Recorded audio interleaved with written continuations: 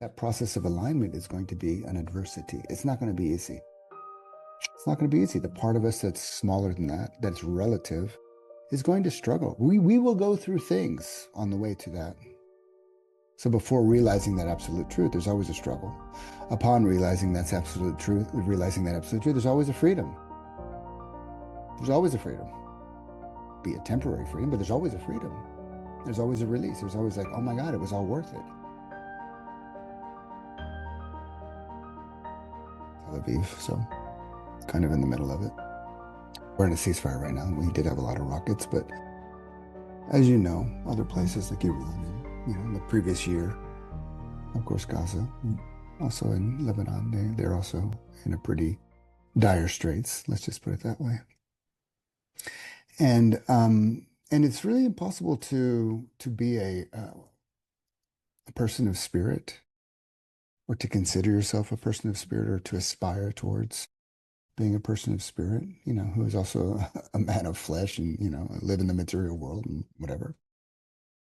It's really almost impossible to navigate that territory and still stay somehow intact as a man of Aikido. For those who do Aikido, you know what that is, or a man of spirit. And that's just because the moral dilemmas are crushing. They can be quite challenging to go through. And really, this whole 2.5 years, or even before that, this whole kind of period and this let's just say situation that I find myself in, it can be crushing to hold open to those spiritual, to hold open in the face of those moral dilemmas. And at a certain point, you realize, well, there's really nothing else to do. So, yeah, this contemplation for me has been quite strong. And even though most, I would guess, most people here on this call are in places of the world that are not really facing such a immediate crisis. My God, there's political crises is happening everywhere, and there's borders, and there's all kinds of stuff happening, whether you're in Europe or North America or here in the Middle East. And it's always a good opportunity, because one thing about this type of crisis, it just puts things into really clear reference. And today, to help us kind of navigate our way through that reference, into that clarity, I should say, we're going to be looking at the cultivation of spiritual resiliency. And spiritual resiliency is a term that my teacher, Sayadaw U Pandita, used to speak about from time to time. He was a Burmese man. He was a Buddhist monk his whole life. I think he ordained. He put on the robes when he was 6 years old, like a samanera, like an apprentice monk. And then when he came of age, he became a full monk. And even though he lived that kind of life of, monk and nuns are pacifists. So they live a pacifist life, spiritual life, where they're just practicing and studying.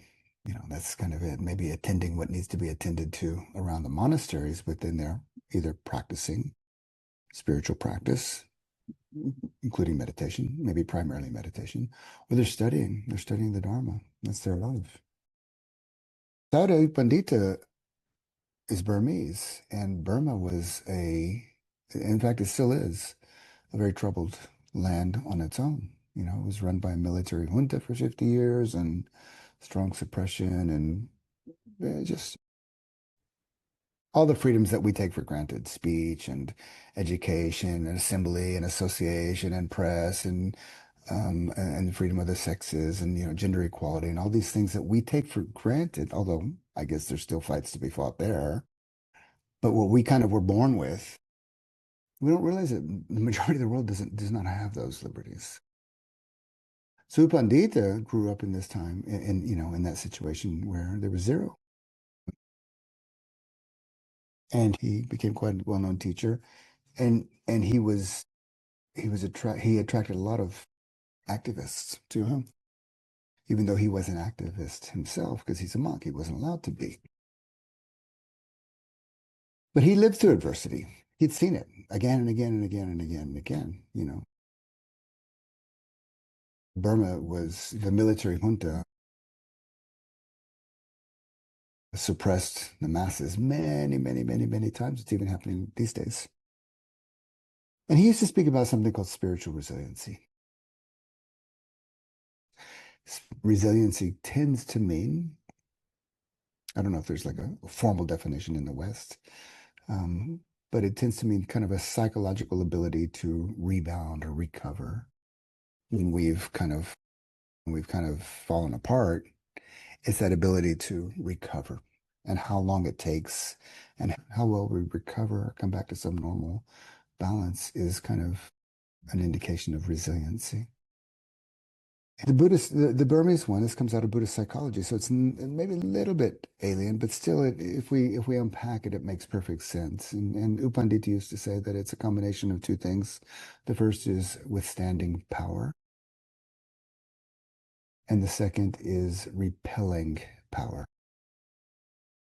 So the power to withstand adversity, that when things are challenging, that when we meet adversity, just turn on the news or just open the paper or open your app or whatever, wherever you get your news. The adversity is everywhere. It can be at home and it affects over here. It could be here and it affects over there. And decisions that are made over there affect over here. And things that happen over here affect over there. But adversity is happening. It's all around us. And then, of course, we have our personal adversity that we face in our life with our loved ones, with our family, with our friends, relationships, relationships can get messy. Okay. So once more into the breach, we keep doing it and it gets messy and we go back. I guess most of us anyways. You don't have to, you don't even have to walk out the front door to meet adversity. Okay. It comes to meet us from a very basic Buddhist sense. In fact, that was the first teaching of the Buddha. Adversity exists. He called it dukkha, but it exists. Don't try to deny it. It doesn't mean it's always here. But it does mean if you're in a calm period, adversity is waiting for you. It's just around the corner. My gosh, when we shuffle off this mortal coil, something tells me the first or second shuffle that we make at that point is going to be hard. It might take a little time for us to kind of ease into that one. So whatever the case is, adversity, it's going to meet us in small ways or in big ways. Now, of course, everybody has their limit, how much we can withstand, but often sometimes we don't really know where that limit is. I love I love to quote the sayings of Don Juan, the Yaqui Indian shaman from the books of Carlos Castaneda. Don Juan used to say, only as a spiritual warrior can one withstand the path of knowledge. Whenever you undertake a practice that takes you there, whenever you walk a path of practice, not an ordinary path, but a higher path of practice, where truth is the goal, it's been laid down. Whenever you undertake a practice that leads to those kind of aligning with those absolute truths, that process of alignment is going to be an adversity. It's not going to be easy. It's not going to be easy. The part of us that's smaller than that, that's relative, is going to struggle. We will go through things on the way to that. So before realizing that absolute truth, there's always a struggle. Upon realizing that's absolute truth, there's always a freedom. There's always a freedom. Be a temporary freedom, but there's always a freedom. There's always a release. There's always like, oh my God, it was all worth it. Before that, it's like, oh my God, this isn't worth it. Oh my God, this is not what I asked for. I wanted it, but I didn't realize I had to go through this. Again, hello, moral dilemma. Quality number one is withstanding power. Quality number two is repelling power. When you shouldn't withstand something, then don't let it in. Don't let it. This is simply about boundaries, healthy boundaries. Repelling power is really about healthy boundaries to preserve your spiritual life. One of the best ways, let's say, to practice Repelling power is just to have really solid ethical and moral guidelines. Don't cross them. They're there, they're there. Don't kill, don't steal, don't lie, don't whatever. The basics basically means don't harm others. And if you put those up, at the very least, you're going to be, at least protecting other people. Also probably protecting yourself. Simple things. No judgment here. This is, it's just about harming ourselves and harming others. Repelling power is really about boundaries. When there's certain things that are coming into my life, I can develop some spiritual power by withstanding them a little bit, maybe even a lot. Other things that come into my life, it's better just to put a boundary there and repel those things. Why should I, why should I absorb all that stuff? I don't need to. I mean, if you need to, you need to, but if you don't need to, you don't need to. So in a way, this competency of spiritual resiliency has it's kind of really all about boundaries. Open up and let it in. Opening up and letting in adversity at face value is not necessarily a bad thing. It can actually be a good thing. Putting up healthy boundaries also at face value is not a bad thing. So what's beautiful about this